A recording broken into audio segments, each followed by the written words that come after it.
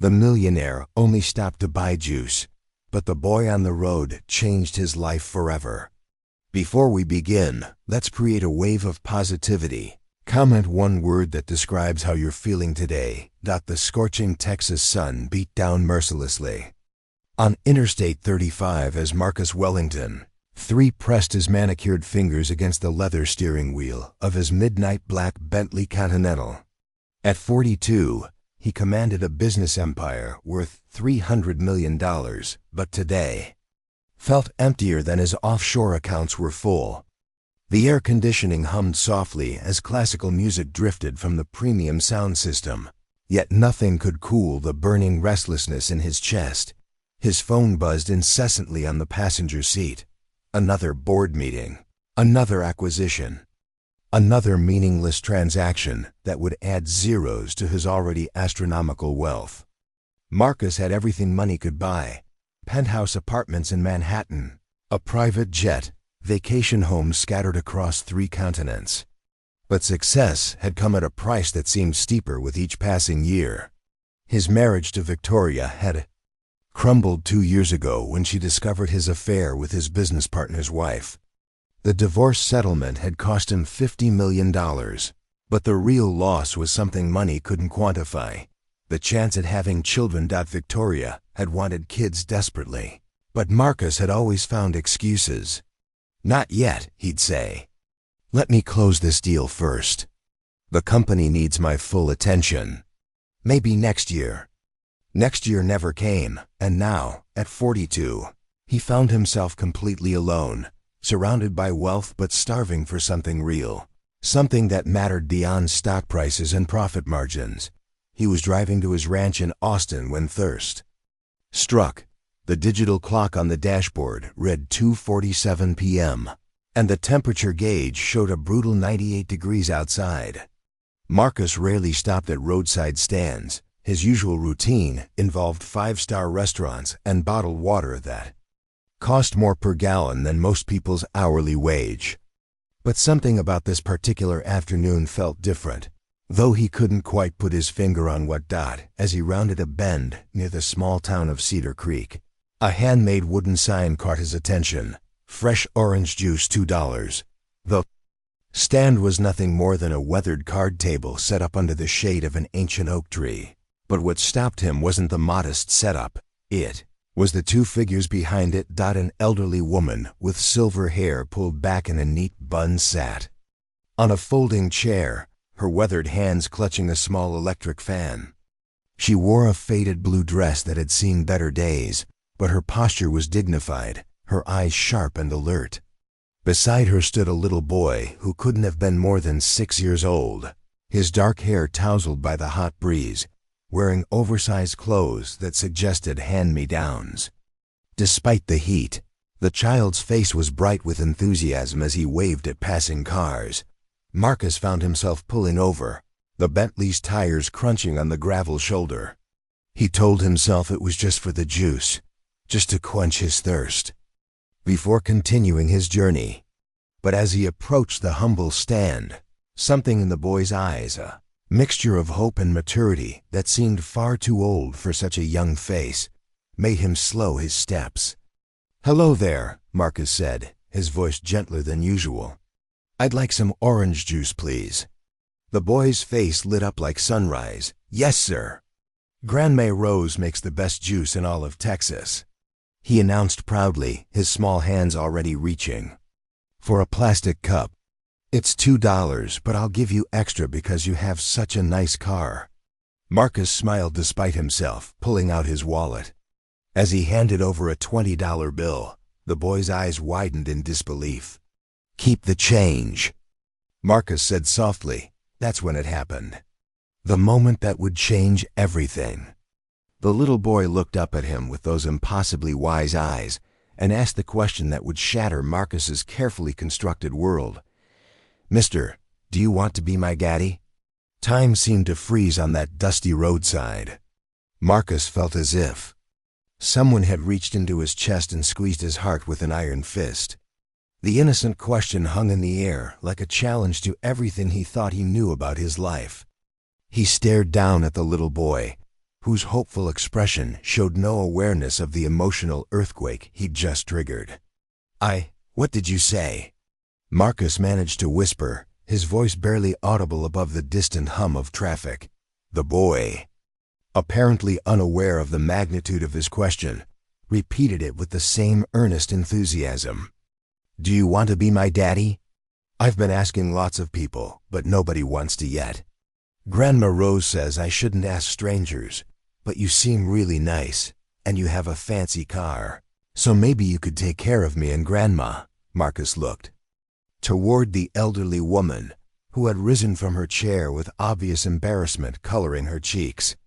I'm so sorry, sir, she said quickly, her voice carrying the weight of years filled with dignity despite hardship. Tommy doesn't understand. He's just a child. Please forgive him. But Marcus couldn't tear his eyes away from Tommy's face. In those 6-year-old features, he saw something that cut through all his defenses, pure, unfiltered hope. Here was a child who had probably never owned anything new, who was spending his summer afternoon helping his grandmother sell juice by the roadside. Yet he still believed in the possibility that someone might want him enough to become his father.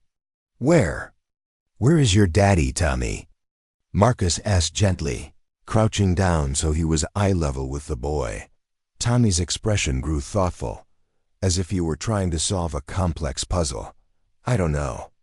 Grandma says he went away before I was born. Mama said he was a soldier, but she went to heaven when I was 3. I don't remember her very much, just that she smelled like cookies and used to sing to me.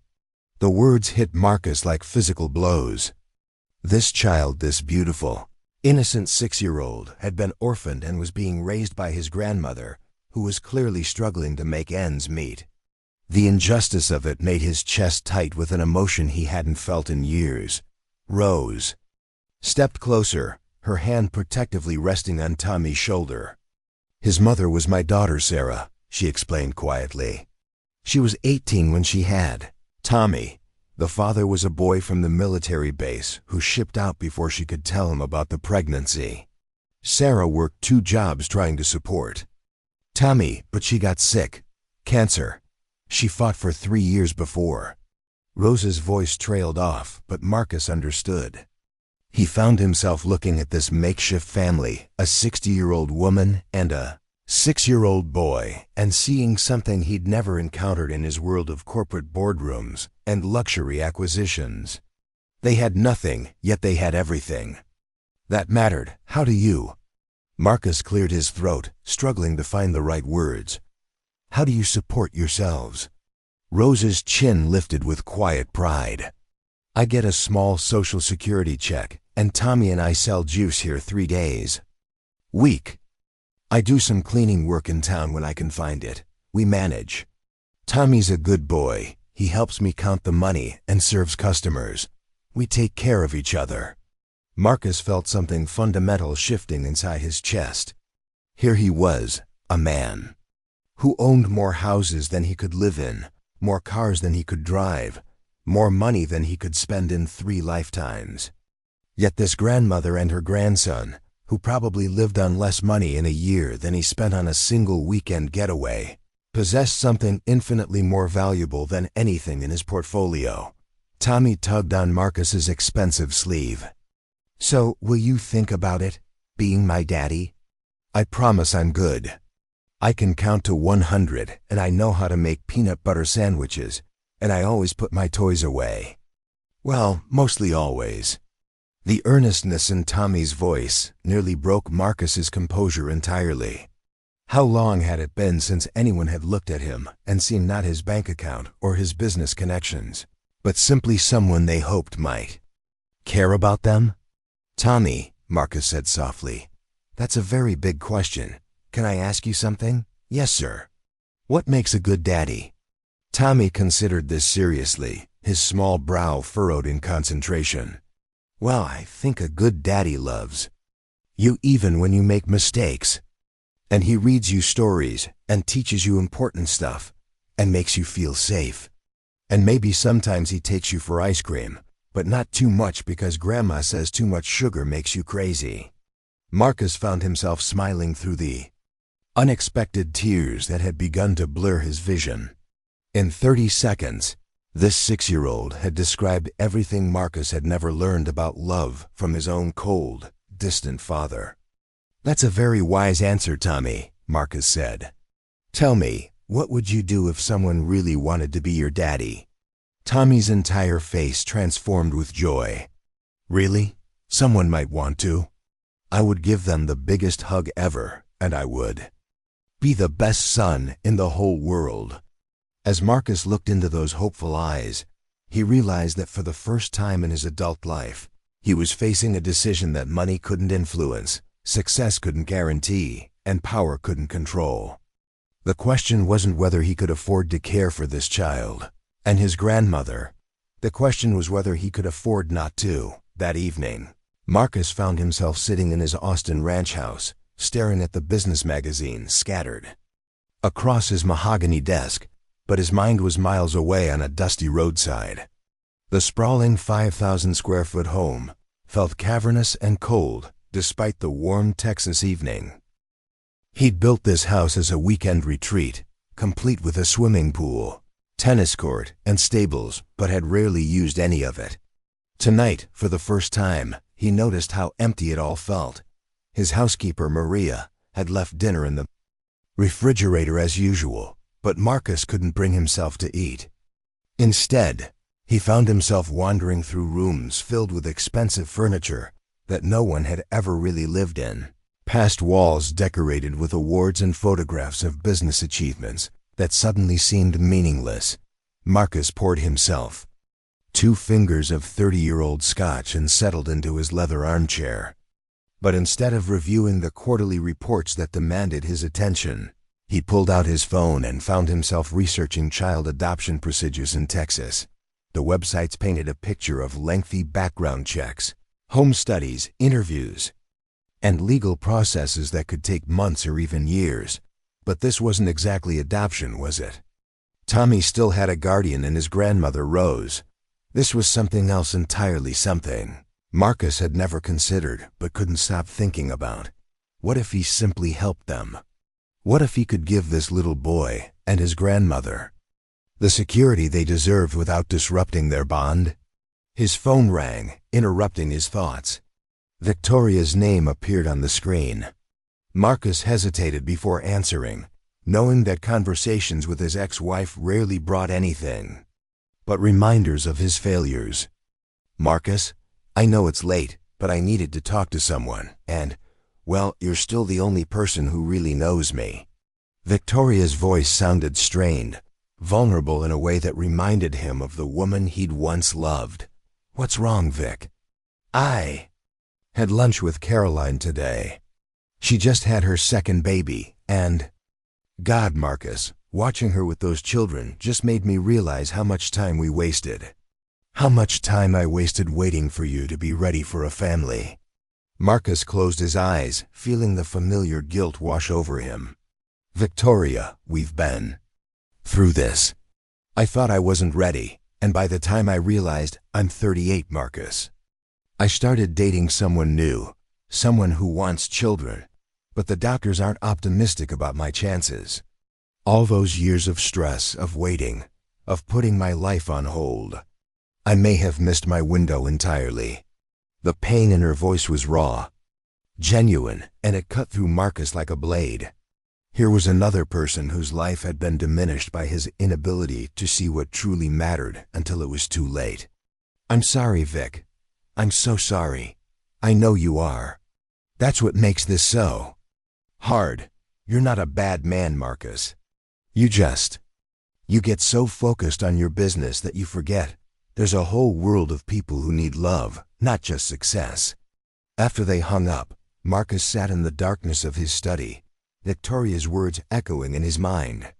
He thought about Tommy's question earlier that day, about the simple directness of a child who saw past wealth and status to ask for the one thing money couldn't buy, a father's love. His laptop chimed with an email notification.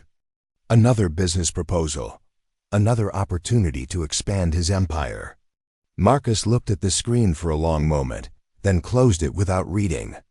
Instead, he picked up his phone and did something he'd never done before. He called in sick to his own company.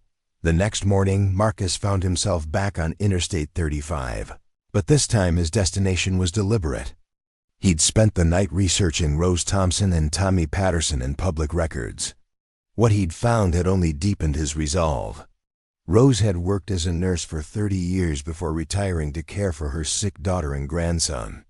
She owned a small house in Cedar Creek, Texas, that was mortgaged to the hilt for medical bills from Sarah's cancer treatment. Tommy had been enrolled in the local elementary school, but had missed significant time the previous year when Rose had been hospitalized with pneumonia, and there was no one else to watch him.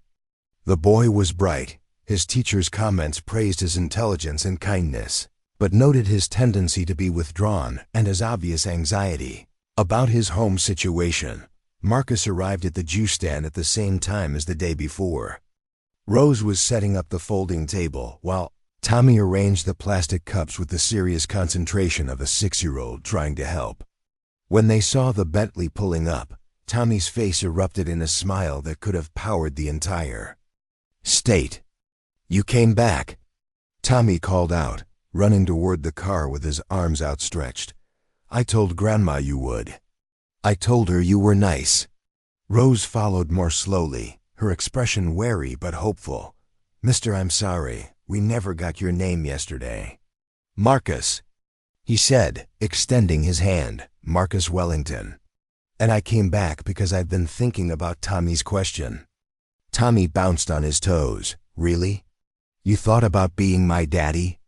Marcus crouched down to Tommy's level again, his heart pounding with the magnitude of what he was about to propose. "I did think about it, Tommy. And I think maybe we should talk about it. All three of us." Rose's eyes widened. "Mr. Wellington, I don't understand. Yesterday was just—" Tommy doesn't really understand what he's asking. "Maybe he understands better than any of us," Marcus said quietly. "Mrs. Thompson, could we sit down? I have a proposition that might change all of our lives." The three of them gathered around the small table under the oak tree, and Marcus began to explain an idea that had kept him awake all night, an idea that would require him to redefine everything he thought he knew about success, family, and what it meant to truly live. But as he looked into Tommy's eager eyes and saw the cautious hope beginning to bloom on Rose's weathered face, Marcus realized he was about to make the most important business proposal of his life. Marcus took a deep breath, knowing that the next few minutes would either transform 3 lives or shatter a 6-year-old's dreams. The Texas sun filtered through the oak leaves above them, creating dancing patterns of light and shadow on the worn wooden table where their futures hung in the balance. "Mrs. Thompson," Marcus began carefully, "I want you to know that I've spent the last 18 hours thinking about nothing but Tommy's question. I've also done some research, and I understand your situation better now." Rose stiffened slightly, her protective instincts flaring. "What kind of research?" "The kind that shows me you're one of the strongest people I've ever encountered," Marcus said gently. "Raising a grandson alone, working multiple jobs, caring for your daughter through her illness, and still managing to raise a boy who has enough hope and love in his heart to ask a stranger to be his father." Tommy looked between the adults, sensing the gravity of the conversation, even if he couldn't fully understand it. "Are you going to be my daddy?" he asked quietly, his small voice carrying both hope and fear of disappointment. Marcus met the boy's eyes directly. "Tommy, what if I told you that instead of being your daddy right away, I could be your friend first? A very special friend who makes sure you and Grandma Rose never have to worry about money for food or a place to live. Like a fairy godfather?" Tommy asked, his face scrunching up in concentration. Despite the tension, Marcus found himself smiling. "Something like that. But Tommy, here's the important part. This would mean I'd be around a lot. I'd want to get to know you really well, and I'd want you to get to know me. Because being someone's daddy is the most important job in the world, And we'd both need to be sure it's what we really want. Rose had been listening intently, her hands clasped tightly in her lap. Mr. Wellington, I appreciate your kindness yesterday, but I don't understand what you're proposing. We're not charity cases. You're absolutely right, and that's not what I'm suggesting, Marcus said firmly. Mrs. Thompson, I'm 42 years old, and I've spent my entire adult life building a business empire. I have more money than I could spend in 5 lifetimes, houses I've never slept in, and cars I've never driven. But yesterday, your grandson asked me a question that made me realize something. I have everything except the one thing that actually matters. What's that? Tommy asked, his curiosity overcoming his nervousness. A family, Marcus said simply. People to care about who care about me too. Not because of my money or my business, but just because of who I am. Rose's expression softened slightly, but her voice remained cautious. What exactly are you proposing? Marcus had rehearsed this moment, but now that it was here, he found himself speaking from the heart rather than from his prepared speech. I want to be part of your lives. I want to help Tommy with his homework, teach him to swim in my pool, take him to baseball games. I want to make sure you never have to worry about medical bills or mortgage payments or whether there's enough money for school supplies. And in return? Rose asked, though her tone suggested she was beginning to understand. In return, you let me learn how to be the man I should have been all along. You let me discover what it means to love someone more than I love my next business. Deal. Marcus paused, his voice growing thick with emotion. Mrs. Thompson, I'm not asking you to give me Tommy. I'm asking you to let me earn the right to be his father. Tommy had been listening with the intense focus that only children possess when adults are discussing their future. So you want to try being my daddy, like a test? Not a test, Tommy, more like getting to know each other really, really well first. I want to learn what your favorite foods are, what games you like to play, what makes you happy and what makes you scared. And I want you to learn about me too. What if I don't like you after I get to know you? Tommy asked with the brutal honesty of childhood. Marcus felt his heart squeeze. Then we'll still be friends, and I'll still make sure you and Grandma Rose are taken care of. But Tommy, what if you do like me? What if we become a real family? Tommy considered this seriously, his small face reflecting deep thought. Would you live with us? Or would we live with you? We'd figure that out together. I have a big house with a swimming pool and lots of room, but your grandma might prefer to stay in your home. We'd make decisions as a family.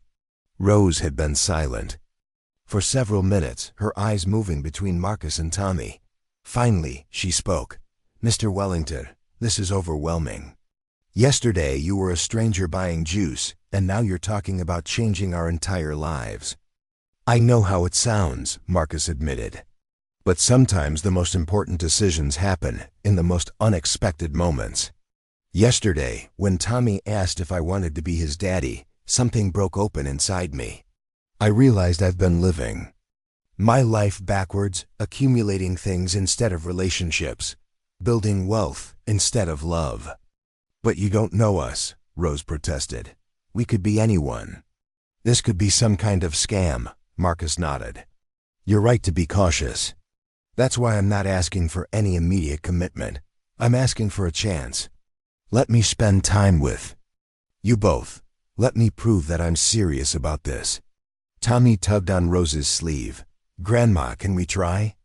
Please, I really want a daddy, and Marcus seems nice. Rose looked down at her grandson, and Marcus could see the war playing out on her face. The desire to give Tommy everything he deserved versus the fear of trusting a stranger with their hearts. 1 month, she said finally.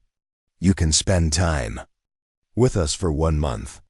But Mr. Wellington, if you change your mind, if this becomes too real or too complicated, you walk away clean. No strings, no guilt. Can you promise me that? Marcus felt something light up inside his chest. I can promise you that I won't walk away unless you ask me to. Tommy jumped up from his chair, his face radiant with joy. Really, really, really? Really? Really, Marcus confirmed, and found himself laughing as Tommy threw his small arms around his waist in an enthusiastic hug. As Marcus hugged the little boy back, he realized that he'd just made the most terrifying and exhilarating commitment of his life. In 1 month, he would either have found the family he'd never known he needed, or he would have broken the heart of a 6-year-old who had already lost too much. But as he felt Tommy's trusting embrace and saw the cautious hope in Rose's eyes, Marcus knew there was no turning back.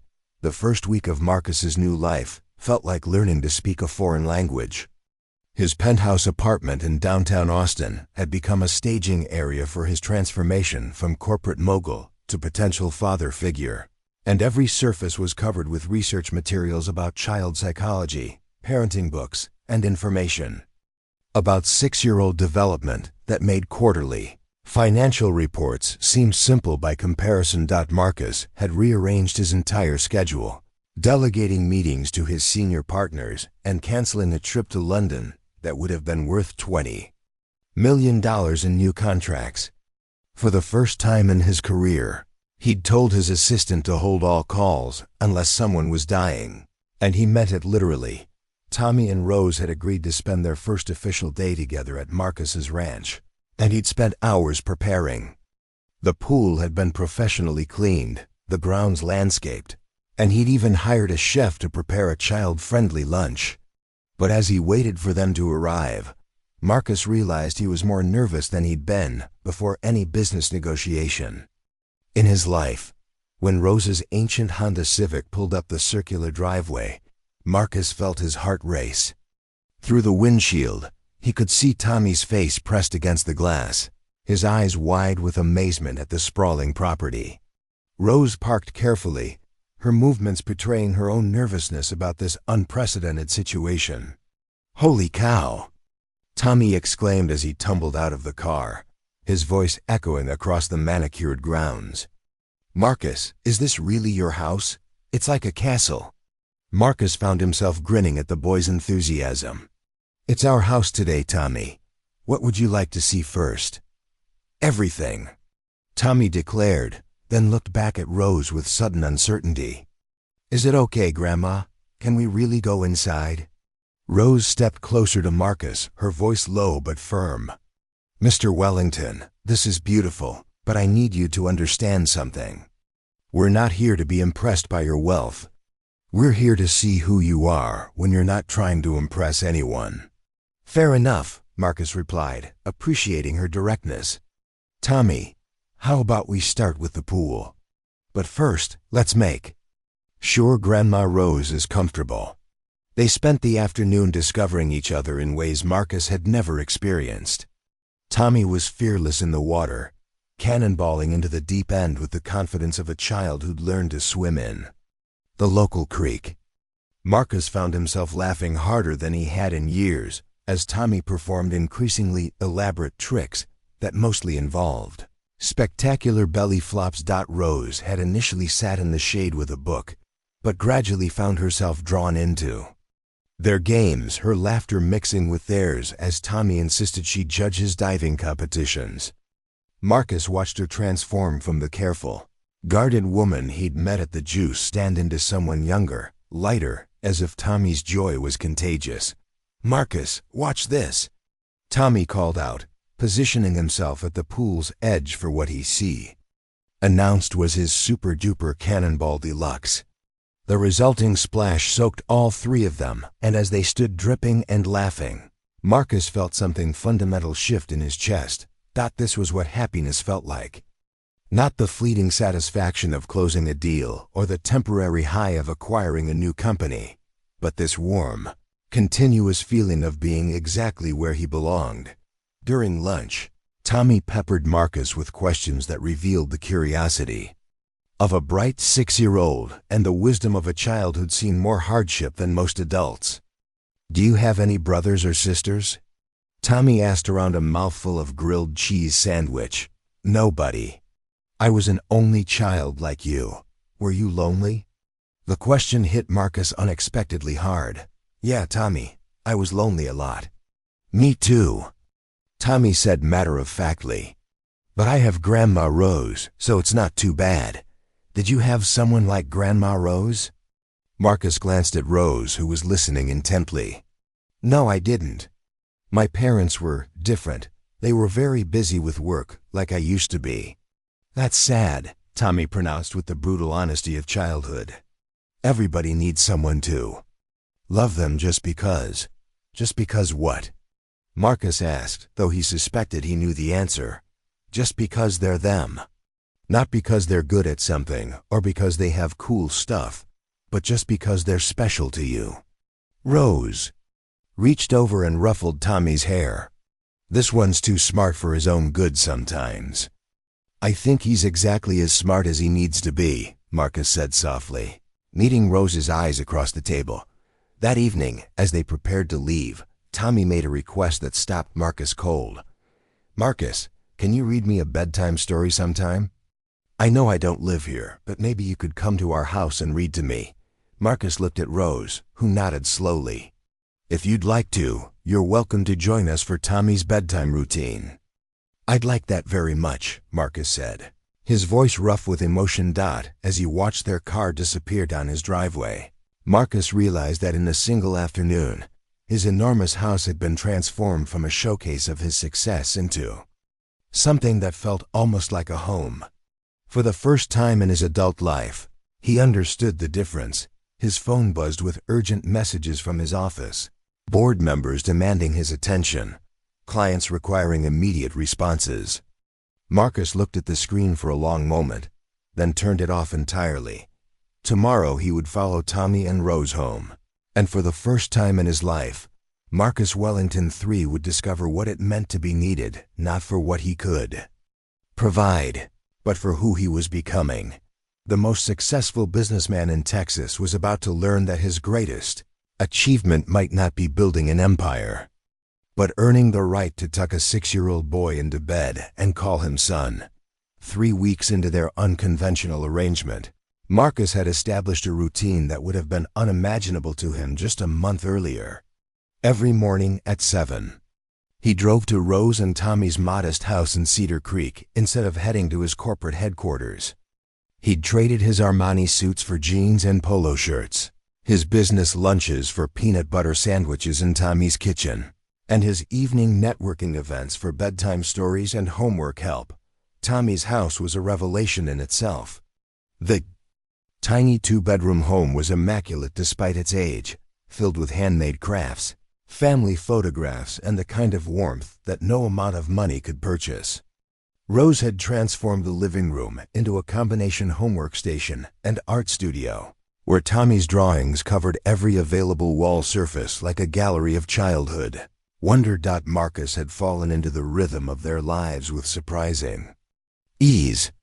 He helped Tommy with his reading, played endless games of Go Fish, and listened to 6-year-old stories that meandered through impossible adventures involving dinosaurs, superheroes, and ice cream mountains. But it was the quiet moments that affected him most. Tommy falling asleep against his shoulder during movie nights, or the way the boy's face lit up whenever Marcus walked through the door. You're different, Rose observed one evening as they watched Tommy build an elaborate Lego fortress on the living room floor. From that first day, you seem younger. Marcus considered her words, watching Tommy carefully position a plastic knight on his castle wall. I feel different. It's like I've been holding my breath for 20 years, and I'm finally remembering how to breathe. Tommy adores you, Rose said quietly. I hope you understand what that means. That little boy has had enough disappointment in his life. If you're going to change your mind about this, you need to do it soon, before he gets any more attached. The warning in her voice was clear, but Marcus could also hear something else: hope, carefully guarded, but unmistakably present. Rose, I'm not going anywhere. This isn't some midlife crisis or charity project for me. This is the first time in my life that I've felt like I matter for the right reasons. That night, as Marcus read Tommy his bedtime story, a tale about a Dragon who discovered that friendship was more valuable than treasure. The little boy interrupted with a question that made Marcus's heart skip. Marcus, are you going to marry Grandma Rose? Rose nearly choked on her tea from the doorway. Tommy, that's not. You can't just ask people things like that. But Marcus found himself considering the question seriously. Over the past 3 weeks, he'd watched Rose with growing admiration. She was intelligent, kind, fiercely protective of Tommy, and possessed a strength that came from surviving real hardship rather than boardroom politics. At 60, she was still beautiful, her silver hair and laugh lines telling the story of a life lived with purpose. Well, Marcus said carefully, marriage is something that happens when two people love each other very much and want to take care of each other forever. Right now, Grandma Rose and I are still getting to know each other. But you could love her, right? She's the best grandma in the world, and she makes really good pancakes. And she knows all the words to the songs from Disney movies. Marcus glanced at Rose, whose cheeks had turned pink. Those are all excellent qualities in a person, he agreed. Diplomatically, after Tommy fell asleep, Marcus and Rose sat on the front porch, sharing a bottle of wine that Marcus had brought from his private collection. The evening air was filled with the sounds of crickets and the distant hum of traffic on the interstate where they'd first met. I owe you an apology, Rose said suddenly. When we first met, I thought you were either crazy or running some kind of elaborate scam.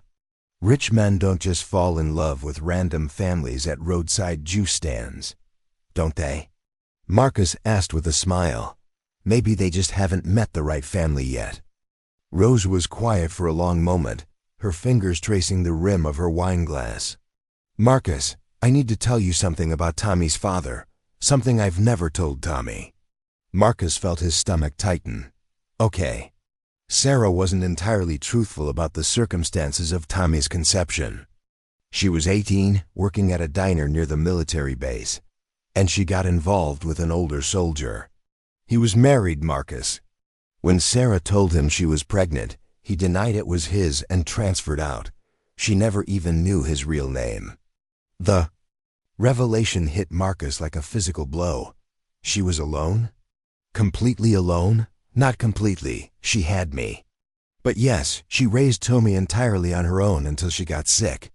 That little boy has never had a father figure, not even for a day.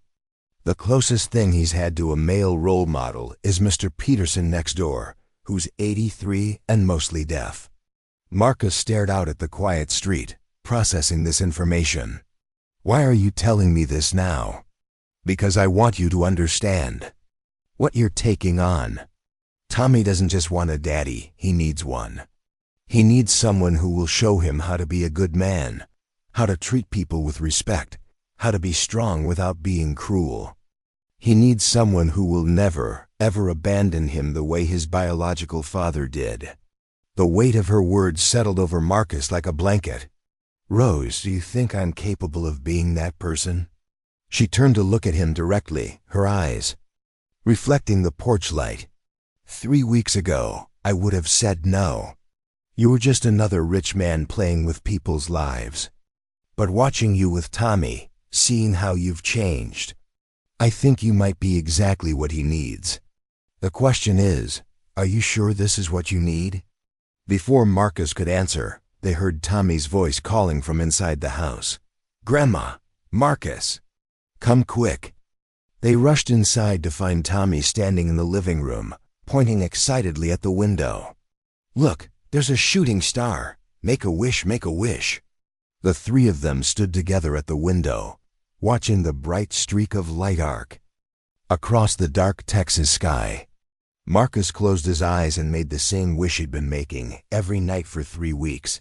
When he opened them, he found Tommy and Rose both looking at him expectantly. What did you wish for? Tommy asked breathlessly.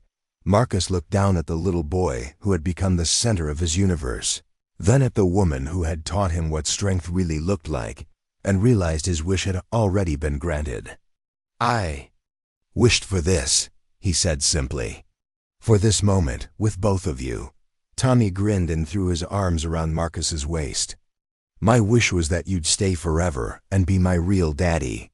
As Marcus hugged Tommy close, he felt Rose's hand slip into his, warm and reassuring.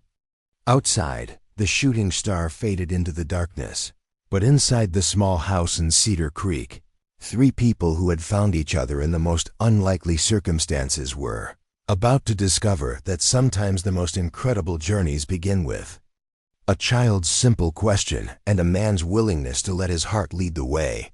But their story was far from over. Tomorrow would bring new challenges, deeper emotions, and revelations that would test everything they thought they knew about love, family, and the courage required to build a life worth living. The phone call that would shatter their newfound happiness came on a Tuesday morning, while Marcus was helping Tommy with his multiplication tables at the kitchen table. Rose answered with her usual cheerful greeting, but her face quickly drained of color as she listened to the voice on the other end. "Yes, this is Rose Thompson," she said quietly, her hand gripping the receiver until her knuckles turned white. "I understand. When? Tomorrow? But surely there must be some mistake." Marcus looked up from Tommy's homework, immediately sensing something was wrong. Tommy, with the intuitive awareness that children possess, also stopped his work and watched his grandmother with growing concern. "What do you mean, investigation?" Rose's voice cracked slightly. "We haven't done anything wrong. Tommy is well cared for, he's in school, he's healthy and happy." Her voice trailed off as she listened to the response. Marcus stood up, moving closer to Rose as she finished the call with a shaky, "Yes, we'll be there tomorrow at 10 o'clock. When she hung up, her hands were trembling. "Grandma Rose, what's wrong?" Tommy asked, his 6-year-old voice filled with the kind of fear that children feel when their secure world suddenly becomes uncertain. Rose sat down heavily in her chair, looking older than Marcus had ever seen her. "That was Child Protective Services, sweetheart. They received a complaint about our living situation. They want to do a home visit tomorrow." Marcus felt his blood run cold. "A complaint? From who?" "They wouldn't say. It's anonymous. Someone reported that Tommy is being exposed to inappropriate influences, and that his living situation has changed dramatically without proper oversight." Rose's voice was barely above a whisper. "They mentioned you specifically, Marcus. They know about the time you've been spending here." The implications hit Marcus like a freight train. Someone had been watching them, documenting their relationship, and had decided to use the system against them. In his world of corporate warfare, Marcus was accustomed to underhanded tactics, but this was different. This was an attack on the most precious thing in his life. "Can they take me away?" Tommy asked in a small voice that broke both adults' hearts. Rose immediately pulled him into her arms. "No, baby, you're my grandson, and you live with me. We haven't done anything wrong." But Marcus could see the fear in her eyes, the same fear that was currently eating away at his chest. Child Protective Services had broad powers, and if someone had painted their situation in the wrong light, a wealthy older man spending time with a vulnerable child, dramatic changes in lifestyle, large amounts of money changing hands, it could look suspicious to an outsider. "We need a lawyer," Marcus said immediately. "The best family attorney in Texas. I'll make some calls." "Marcus, we can't afford. This isn't about money, Rose. This is about protecting our family." The words came out with such conviction that Marcus surprised himself. But that's what they were now, wasn't it? A family. And someone was trying to tear them apart. That evening, after Tommy had gone to bed, Marcus and Rose sat at the kitchen table with stacks of documents spread between them. Marcus had indeed hired the best family attorney in the state, a sharp woman named Catherine Mills who specialized in custody cases. She had spent 2 hours on the phone with them, asking detailed questions about their relationship, the timeline of events, and any potential enemies who might want to cause trouble. "There's something we need to discuss," Catherine had said bluntly. The anonymous complaint mentioned that Marcus has been providing significant financial support to the family, and that Tommy has been spending time at Marcus's residence unsupervised. To an investigator, this could look like an inappropriate relationship or even grooming behavior. The word grooming had hit Marcus like a physical blow. The idea that someone could twist his genuine love for Tommy into something dark and predatory made him physically sick. "What do we do?" Rose had asked. "We demonstrate that this is a legitimate family situation.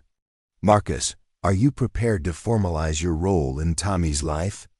Because right now, you're essentially a stranger with no legal standing who's providing financial support to a child.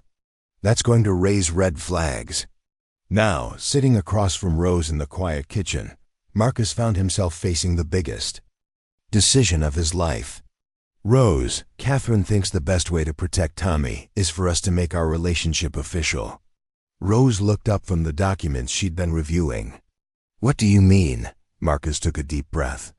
"She thinks we should get married immediately.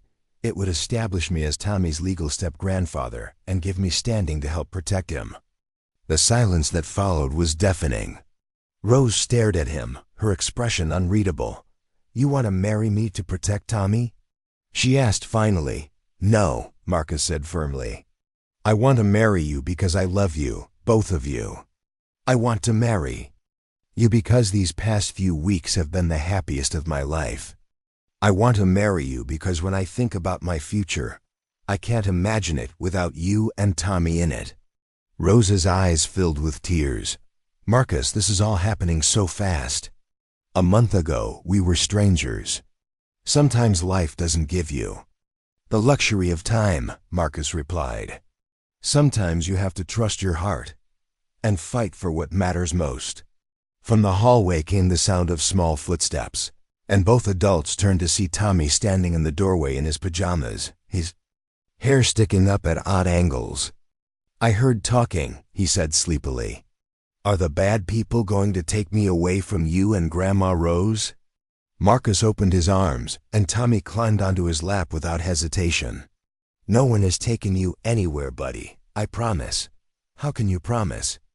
Tommy asked with the logical questioning of a child who had already learned that adults couldn't always keep their promises. Marcus met Rose's eyes across the table, and in that moment, he saw his answer reflected in her gaze. "Because tomorrow, I'm going to ask Grandma Rose to marry me, and we're going to become a real family, a forever family." Tommy's eyes widened. "Really? You want to marry Grandma Rose? And then you'd really be my grandpa?" "I'd be honored to be your grandpa, Tommy." Tommy turned to look at Rose. "Grandma, will you marry Marcus? Please? I really want him to be my family for real." Rose looked at these two males who had completely transformed her life and felt something settle into place in her chest. "Yes," she said softly.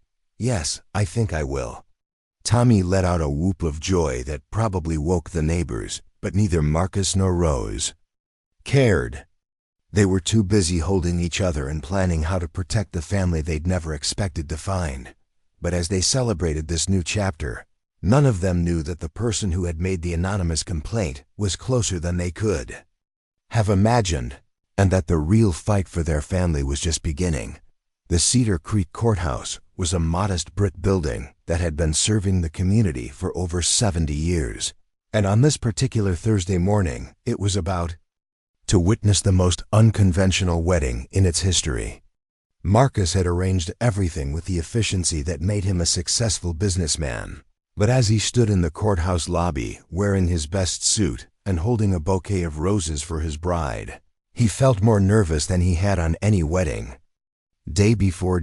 Rose emerged from the ladies' room, wearing a simple blue dress that Marcus had bought for her the day before, and he felt his breath catch. At 60, she was more beautiful than women half her age, her silver hair styled elegantly, and her eyes bright with a mixture of joy and anxiety. Tommy stood between them in a new suit that made him look impossibly grown up for 6 years old.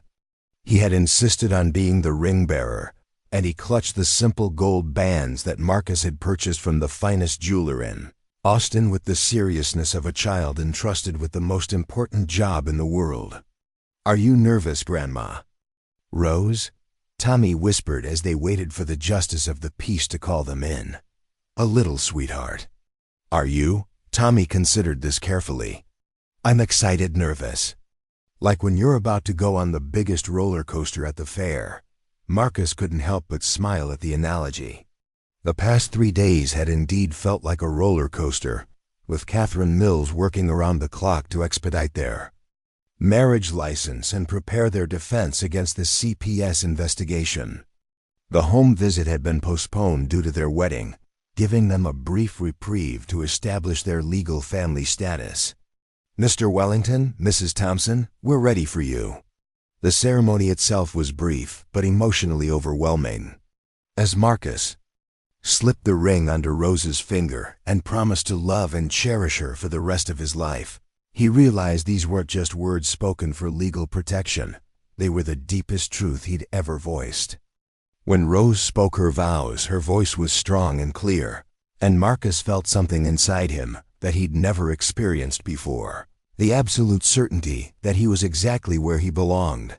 Tommy watched the entire ceremony with rapt attention. And when the justice of the peace pronounced them husband and wife, he cheered as if his favorite team had just won the World Series.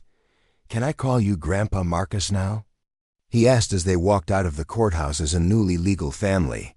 "I'd be honored if you did, Tommy." "Grandpa Marcus," Tommy repeated, testing out the words. "I like how that sounds." Their celebration lunch at a family restaurant in downtown Cedar Creek was interrupted by a phone call from Catherine Mills. Marcus stepped outside to take it while Rose and Tommy shared a piece of chocolate cake that was bigger than Tommy's head.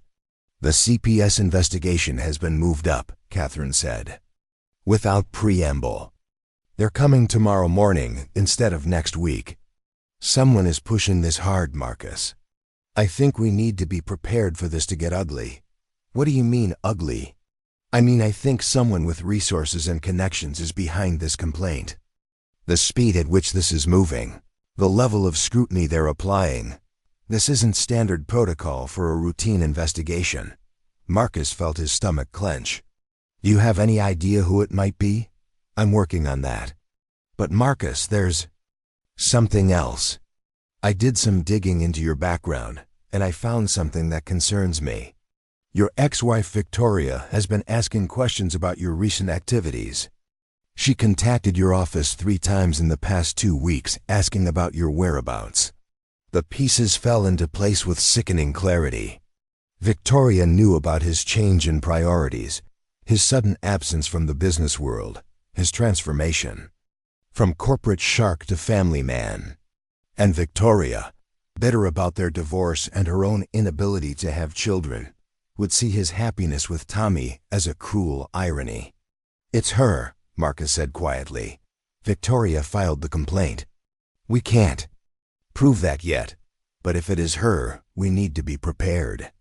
She knows you better than anyone, knows your weaknesses, knows how to make your relationship with Tommy and Rose look questionable to an investigator." When Marcus returned to the table, his face must have betrayed his worry because Rose immediately reached for his hand. "What is it?" Marcus glanced at Tommy, who was completely absorbed in his cake, then leaned closer to Rose. "We may have bigger problems than we thought. Catherine thinks my ex-wife might be behind the CPS complaint."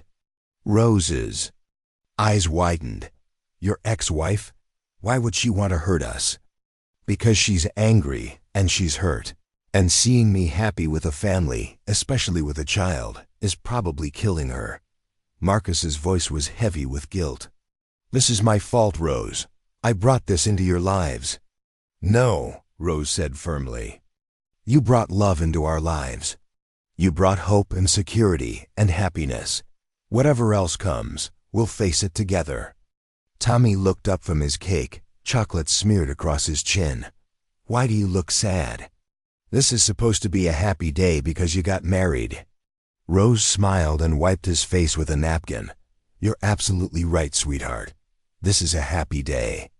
But that evening, as they returned to what was now officially their family home, Marcus couldn't shake the feeling that they were about to face the fight of their lives. Victoria was intelligent, well-connected, and utterly ruthless when she felt wronged. She would use every weapon at her disposal to destroy what he'd built with Rose and Tommy. As he tucked Tommy into bed that night, their first night as a legal family, the little boy asked a question that cut straight to Marcus's heart. "Grandpa Marcus, are you going to stay with us forever? Even if the scary people try to make you go away?" Marcus looked down at Tommy's trusting face and made a promise that he intended to keep no matter what it cost him. "Tommy, nothing and no one will ever separate our family. I promise you that. Even if they're really, really mean. Even then." Tommy smiled and closed his eyes, secure in the faith that the adults in his life would protect him from whatever storms were coming. But as Marcus turned off the light and closed the door, he wondered if he'd just made a promise he might not be able to keep. Down the hall, Rose was waiting for him with 2 cups of coffee and an expression that told him she was thinking the same thing. "She's not going to give up easily, is she?" Rose asked as Marcus sat down beside her on the couch. "No," Marcus admitted. "Victoria doesn't lose gracefully. And she has resources, connections, lawyers who will do whatever she asks." "Then we'll just have to fight harder than she does," Rose said simply. "Because Marcus, I meant what I said. In that courthouse today, for better or worse, remember? This definitely qualifies as worse." As they sat together in their modest living room, planning their defense against an enemy who had not yet shown her face, Marcus realized that he had never been more certain of anything in his life. He would fight for this family with everything he had, because losing them was simply not an option. But tomorrow would bring the first real test of their newly formed bonds, and Marcus could only hope that love would prove stronger than money, manipulation, and the vindictive fury of a woman scorned. The CPS caseworker who arrived at their door Friday morning was not what Marcus had expected. Jennifer Walsh was a woman in her 30s with kind eyes and a professional but warm demeanor that immediately put Tommy at ease. She carried a clipboard and a soft smile, and when Tommy opened the door, she crouched down to his level to introduce herself. "Hi there, you must be Tommy. I'm Ms. Walsh, and I'm here to make sure you're happy and safe. Is that okay with you?" Tommy looked back at Marcus and Rose, who nodded encouragingly. "I guess so. Are you the person who wants to take me away?" Ms. Walsh's expression softened even further. "Oh, sweetheart, I'm not here to take you anywhere. I'm here to make sure you have everything you need to be a happy, healthy little boy. Can you show me your room?" What followed was the most nerve-wracking 2 hours of Marcus's life. Ms. Walsh was thorough but gentle, asking Tommy about his daily routine, his school, his friends, and his feelings about the recent changes in his living situation. She examined every room in the house, took notes about the cleanliness and safety of the environment, and asked detailed questions about Tommy's medical care, education, and emotional well-being. "Tommy seems very well adjusted," she told Marcus and Rose as Tommy showed her his Lego collection with the enthusiasm of a child who felt completely secure in his home. "He's clearly loved and cared for. Can you tell me about the timeline of your relationship with the family, Mr. Wellington?" Marcus had prepared for this question, but it still felt surreal to explain how a roadside juice stand had led to marriage in less than a month.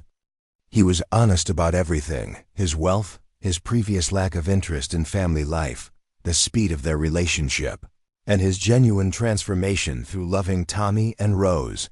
"I know how it sounds," Marcus concluded. "But sometimes life changes in an instant." The moment Tommy asked if I wanted to be his daddy, I knew that everything I'd been working for my entire life had been leading to that moment. Ms. Walsh made notes without revealing her thoughts. "And Mrs. Wellington, how do you feel about these changes? It must have been overwhelming to suddenly have someone new in your lives offering such significant support." Rose answered with the honesty that Marcus had come to love about her. It was terrifying at first. You don't trust easily when you've been responsible for a child on your own for 3 years. But watching Marcus with Tommy, seeing how he's changed, how he's thrown himself into being part of our family, I've never seen anything more genuine. Tommy, Ms. Walsh called to the little boy, who was building an elaborate castle with his blocks. Can you come here for a minute? I want to ask you a few questions privately. Marcus felt his heart race as Ms. Walsh led Tommy into the kitchen for a one-on-one conversation. Through the doorway, he could see her showing Tommy pictures and asking him to point to faces that looked happy, sad, scared, or angry. She asked about his dreams, his fears, whether anyone had ever touched him inappropriately or made him feel uncomfortable. He's fine, Rose whispered, squeezing Marcus's hand. He's a happy child. Anyone can see that. 20 minutes later, Ms. Walsh returned with Tommy, who immediately ran to Marcus and climbed onto his lap as if nothing unusual had happened. Mr. and Mrs. Wellington, Ms. Walsh said, sitting across from them, I have to be honest with you. When I received this case file, I was prepared for a very different situation. The complaint suggested inappropriate behavior, possible exploitation, and an unstable environment for Tommy. Marcus felt his blood pressure spike. And what I see is a child who is thriving. Tommy is articulate, confident, affectionate, and clearly feels safe and loved. His physical health is excellent, his educational needs are being met, and emotionally, he appears to be flourishing. Rose let out a breath she'd been holding. So you won't be taking him? Mrs. Wellington, based on what I've observed today, there is absolutely no reason to remove Tommy from this home.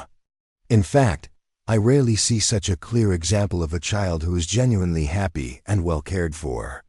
Tommy looked up at Marcus with confusion. Were people really worried about me? I'm fine. I'm the happiest I've ever been. Ms. Walsh smiled at him. I can see that, sweetheart. Sometimes adults worry about children, even when they don't need to. As Ms. Walsh prepared to leave, she handed Marcus a business card. Mr. Wellington, I don't usually do this, but I want you to call me if anyone contacts you again about this investigation. The complaint that initiated this visit contained some very specific accusations that weren't supported by anything I observed today. What kind of accusations? Marcus asked. Ms. Walsh glanced at Tommy, who was playing again, then lowered her voice. Someone claimed you were using financial manipulation to gain inappropriate access to a vulnerable child. They suggested the relationship was predatory and that Tommy was being coached to appear happy. They also implied that Mrs. Wellington was exploiting her grandson for financial gain. The description made Marcus's hands clench into fists. Only someone who knew him well enough to understand his wealth and his psychological profile could have crafted such a specific attack. Do you know who filed the complaint? Rose asked. It was anonymous, but Ms. Walsh hesitated. The person who called seemed to have very detailed information about Mr. Wellington's business empire, his divorce settlement, and his previous lack of interest in children. It wasn't just a concerned neighbor reporting suspicious activity. After Ms. Walsh left, the family sat in their living room, processing what had happened. Tommy, oblivious to the larger implications, was simply happy that the nice lady had said he could stay home. She's not done, Marcus said quietly. Victoria is going to escalate this. When the CPS route failed, she'd try something else. What else can she do? Rose asked. Marcus's phone buzzed with a text message. As he read it, his face went pale. What is it? Rose demanded. Marcus showed her the screen. The message was from Victoria. Congratulations on your marriage, Marcus. I look forward to meeting your new family very soon. The implied threat in those simple words made both adults' blood run cold. Victoria knew where they lived, knew about their marriage, and was making it clear that she wasn't finished with them. Marcus, Rose said slowly, Exactly how dangerous is your ex-wife? Marcus looked at Tommy, who was humming happily while building his Lego fortress, completely unaware that his new family was about to face an enemy who would stop at nothing to destroy their happiness. "I'm about to find out," Marcus replied grimly. That evening, as they prepared for bed in their first night as a family who had survived their first real test, Marcus couldn't shake the feeling that Ms. Walsh's visit had been just the opening salvo in a much larger war. Victoria was coming for them, and she was bringing everything she had. The attack came from a direction Marcus never anticipated. On Monday morning, as he sat in Tommy's school parking lot waiting to pick him up from his first-grade class, his phone exploded with calls from his business partners, lawyers, and board members. The first call he answered was from his CFO, David Shun, whose voice was tight with panic. "Marcus, where the hell have you been? The SEC just showed up at our offices with a warrant. They're investigating allegations of embezzlement, money laundering, and fraudulent financial transactions. They're freezing company assets and demanding to see all records related to your personal expenditures from the past 2 months." The blood drained from Marcus's face as the implications hit him. What specific allegations? Someone reported that you've been moving large amounts of company money into personal accounts and using corporate funds for unauthorized purposes. "Marcus, they have documentation of the money you've been spending on Rose and Tommy, the house repairs, Tommy's school expenses, the medical bills you paid off. Someone presented it as evidence that you've been embezzling from your own company." Marcus felt sick. Victoria had found the perfect weapon. As the majority shareholder of Wellington Enterprises, he had every right to draw money for personal use. But the way the expenditures had been presented, large cash transfers, with no clear business purpose, could be made to look suspicious to investigators who didn't understand the context. "They're also asking about your sudden absence from business operations," David continued. "Someone told them you've been behaving erratically, making impulsive decisions, and that your recent marriage might indicate psychological instability." Through the windshield, Marcus could see Tommy emerging from the school building, his small backpack bouncing as he walked. The little boy's face lit up when he spotted the familiar car, and he waved enthusiastically. The contrast between his innocent joy and the nightmare that was unfolding made Marcus's chest tight with fury. "David, get our lawyers on this immediately. This is a malicious attack by someone with inside knowledge of my business operations. Marcus, there's more. The investigation extends to your new family. They're alleging that the marriage was part of a money laundering scheme, that you're using Rose and Tommy as funds for illegal financial activities. The accusation was so absurd it would have been laughable if it weren't so dangerous." Marcus ended the call as Tommy climbed into the car, chattering excitedly about his day at school. "Grandpa Marcus, guess what? I got a gold star in reading, and Mrs. Peterson said I'm the best listener in the whole class. Can we get ice cream to celebrate?" Marcus forced a smile, his heart breaking at the normalcy of the request. "Of course, buddy. Ice cream sounds perfect."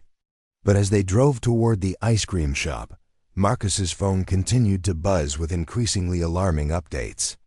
The SEC investigation was moving with unprecedented speed, suggesting someone with serious connections was pushing it forward. Worse, the allegations had been leaked to financial news outlets, and Wellington Enterprises' stock price was already plummeting. At the ice cream shop, Tommy was oblivious to the crisis unfolding around them, focused entirely on choosing between chocolate chip and strawberry. As Marcus watched him deliberate with the seriousness of a Supreme Court justice, his phone rang again. This time, it was Catherine Mills. "Marcus, we have a problem.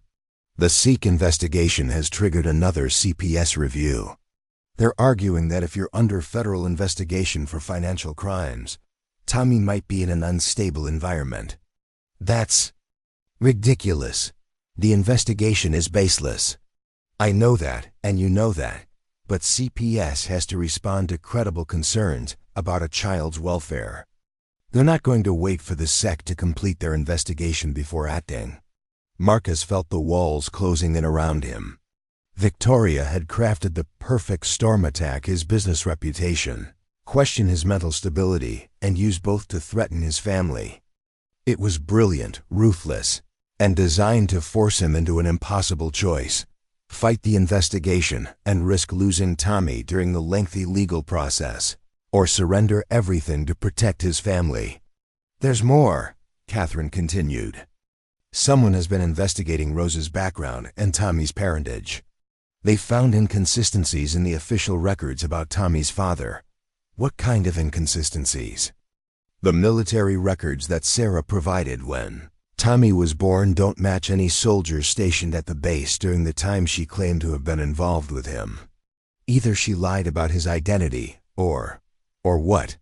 Or Tommy's biological father is someone entirely different than what Rose has believed all these years."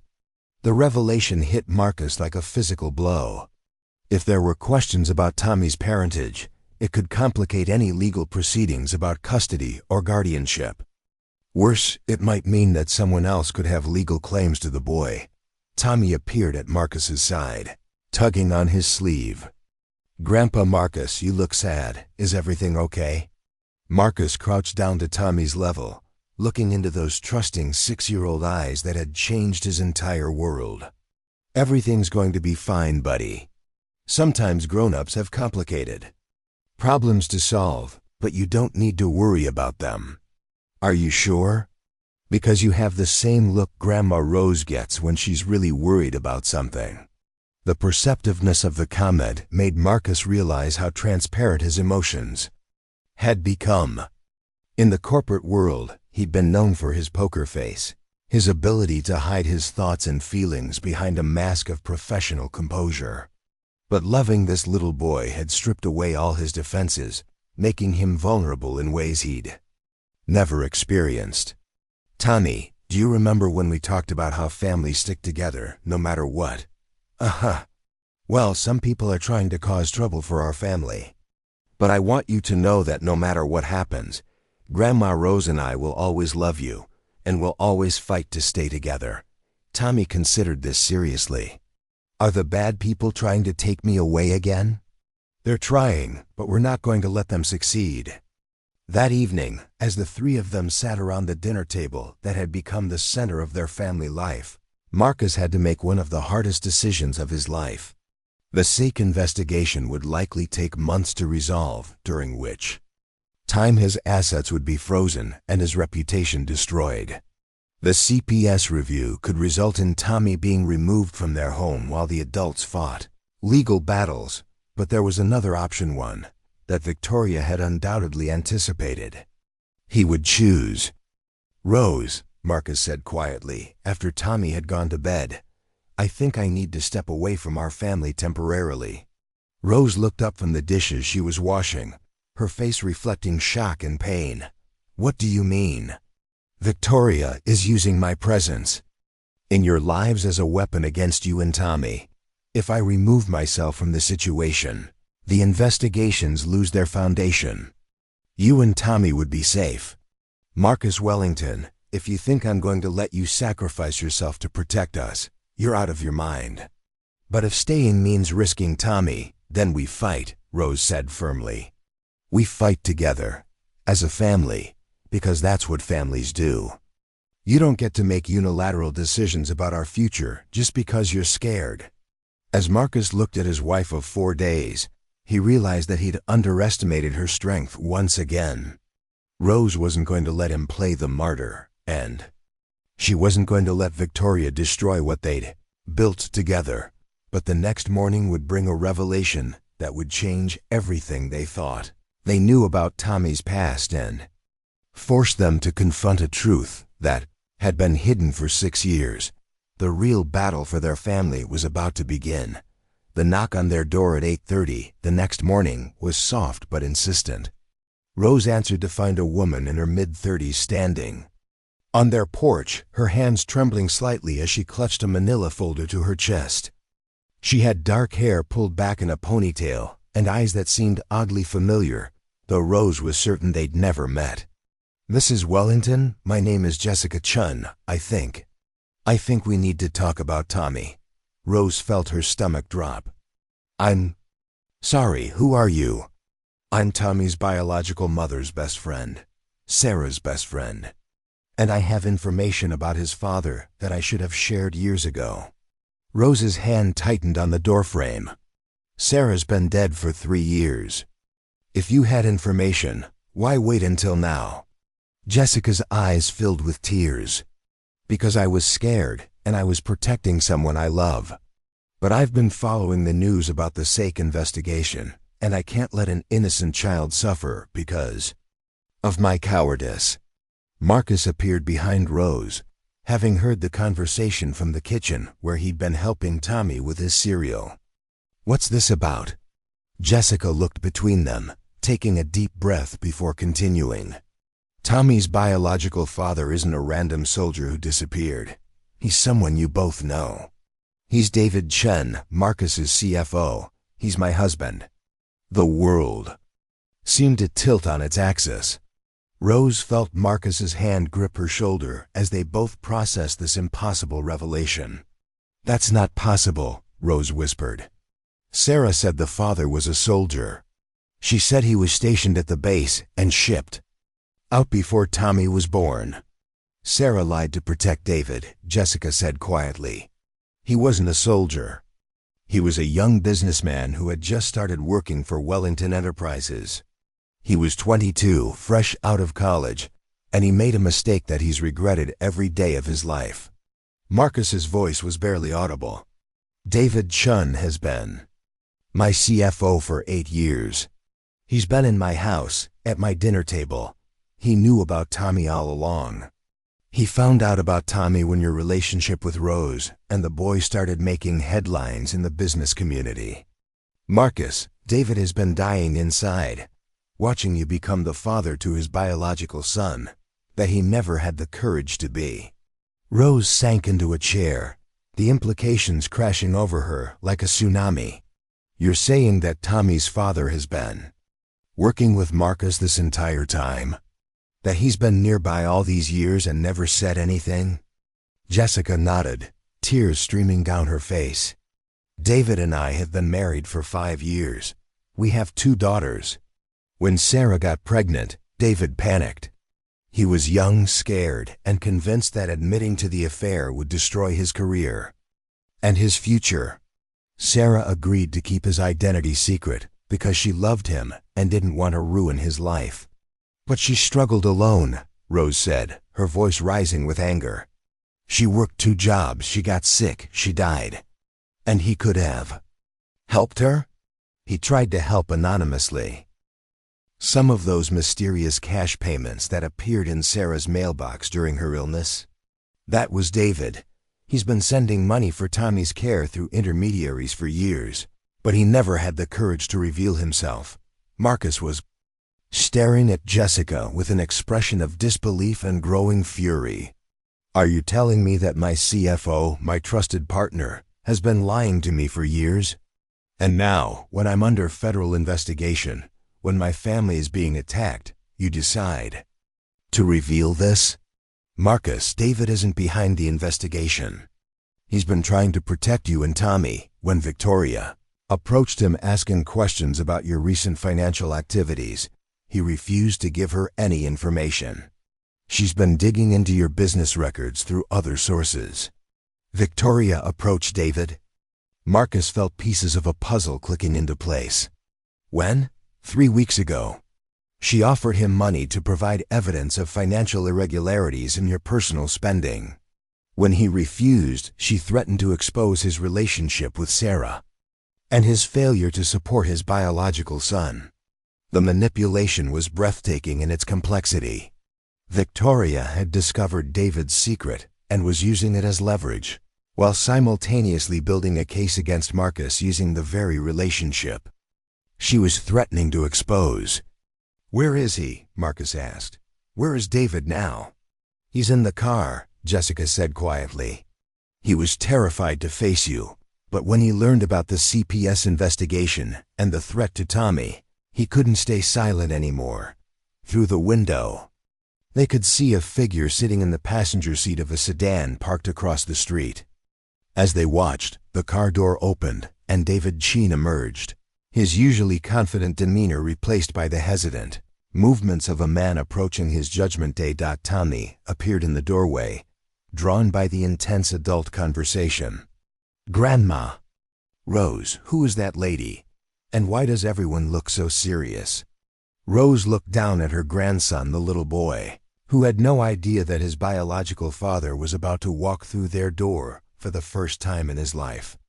"Tommy, sweetheart, this lady has something very important to tell us about your family."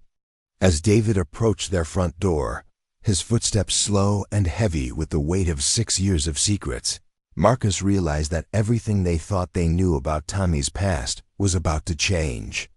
The little boy who had asked a stranger to be his daddy was about to discover that his real father had been nearby all along. But more than that, this revelation meant that Victoria's attack on their family had just become exponentially more complicated.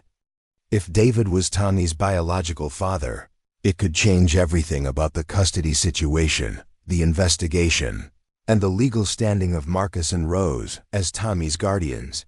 Tommy tugged on Marcus's shirt. "Is that man coming to take me away?"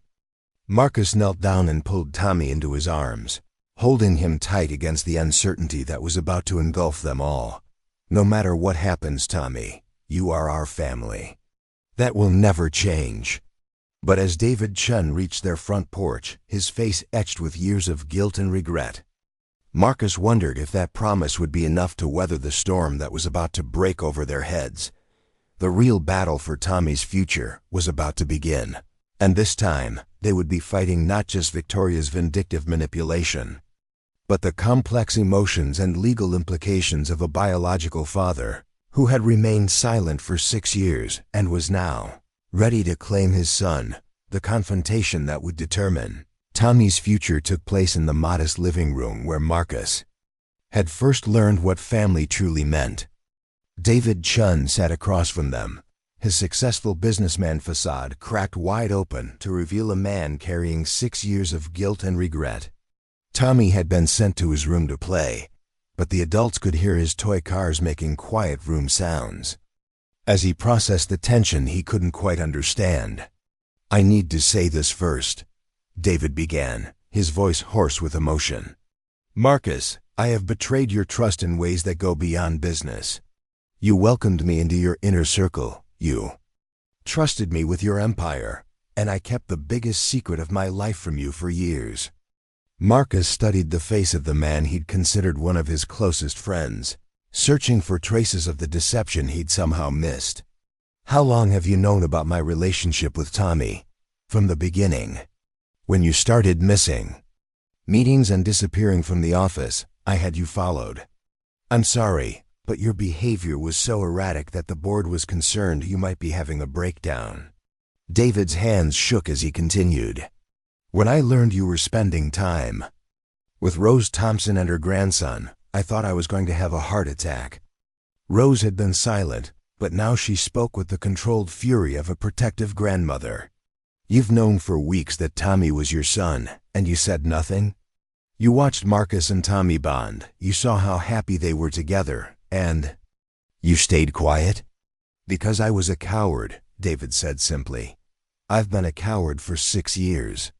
When Sarah told me she was pregnant, I chose my career over responsibility. When she got sick, I sent money but couldn't face her or Tommy. When she died, I convinced myself that Tommy was better off without me." Marcus leaned forward, his voice deadly quiet. "And now? What's changed now that you've decided to reveal yourself?" "Victoria," David said. "She figured out the connection between Sarah and me.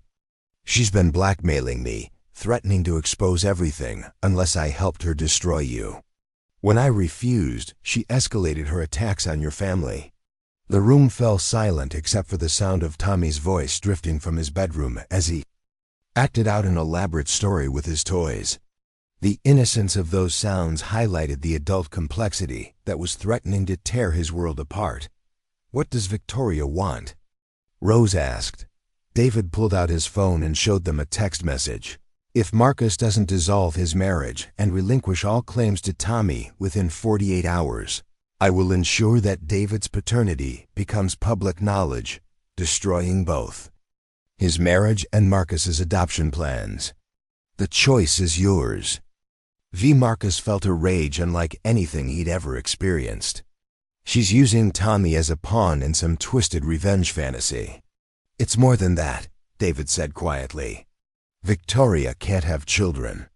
The divorce, the way it ended, the fact that you found happiness with a ready-made family while she faces infertility, it's driven her to a place where destroying your happiness has become her obsession."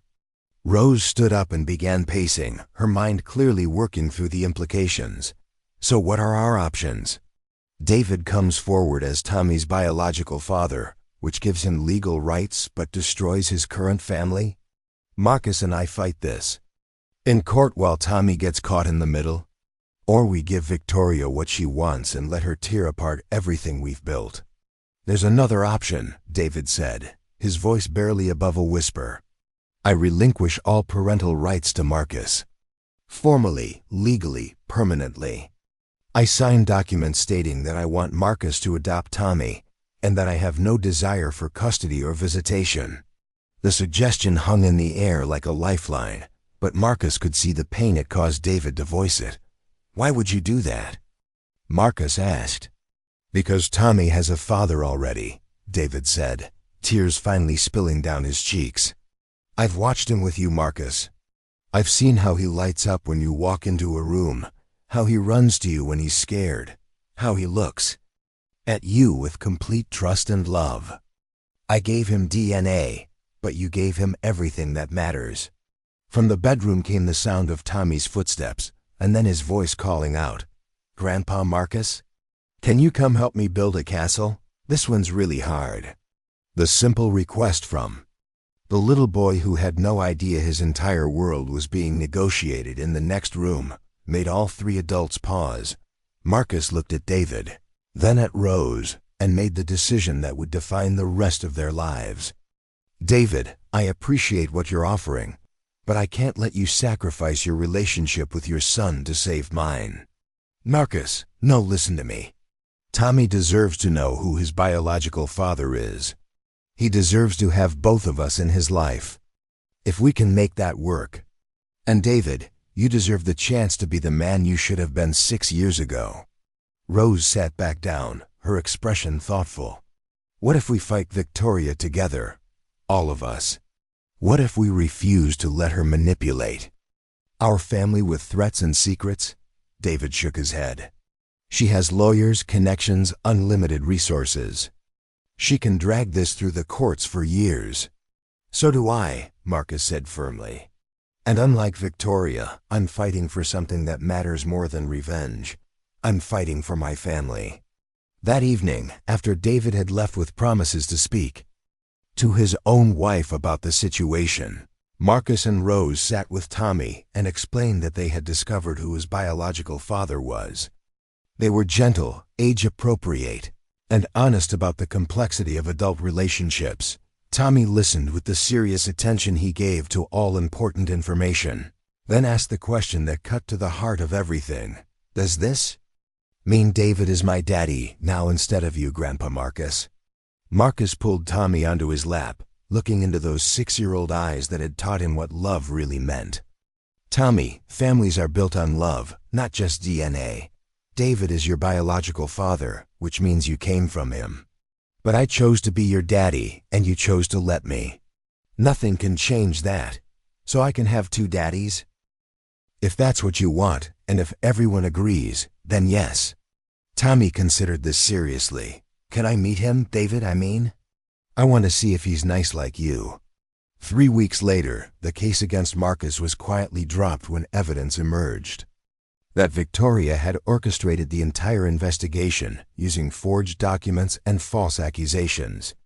David Chun had worked with federal investigators to expose her manipulation, providing recordings of her blackmail attempts and documentation of her schemes.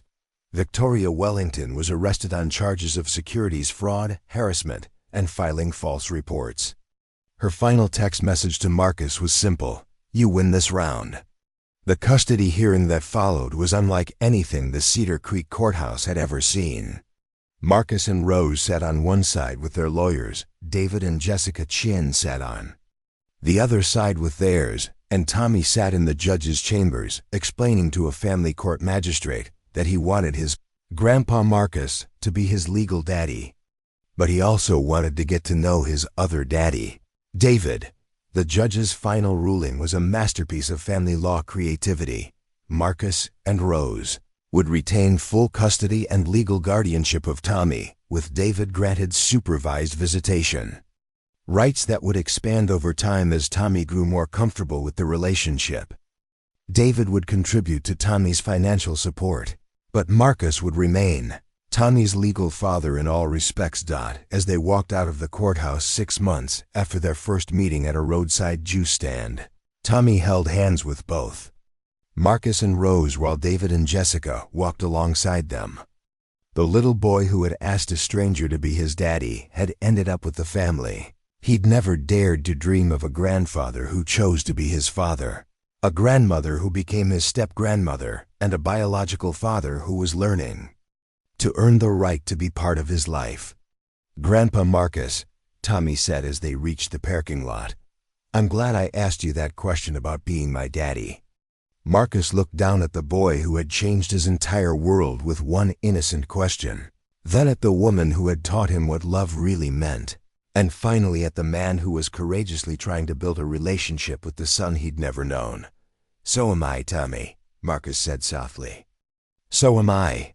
That evening, as Marcus tucked Tommy into bed in the beautiful bedroom they'd created in his ranch house, where Tommy now spent weekends while maintaining his primary residence with Rose during the school week, the little boy asked one final question: "Do you think we'll live happily ever after, like in the fairy tales?"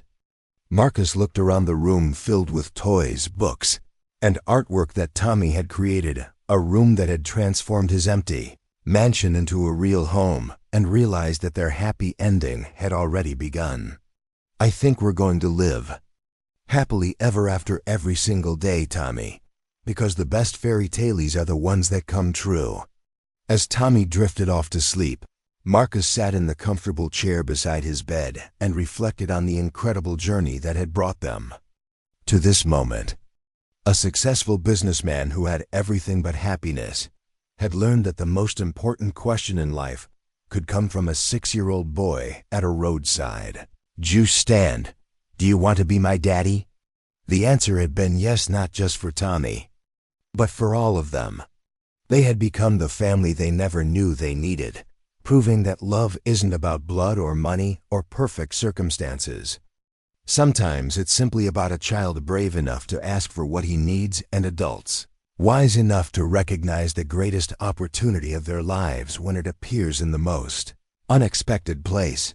Their story would continue for years to come, filled with baseball games and homework help, holiday celebrations and teenage challenges, graduations and weddings and grandchildren of their own.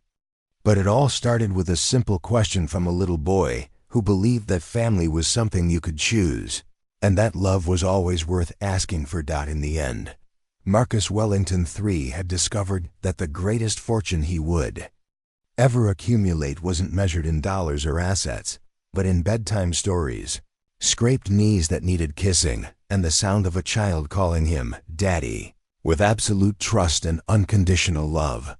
The millionaire and the boy had found each other, and in doing so, they had found everything that truly mattered.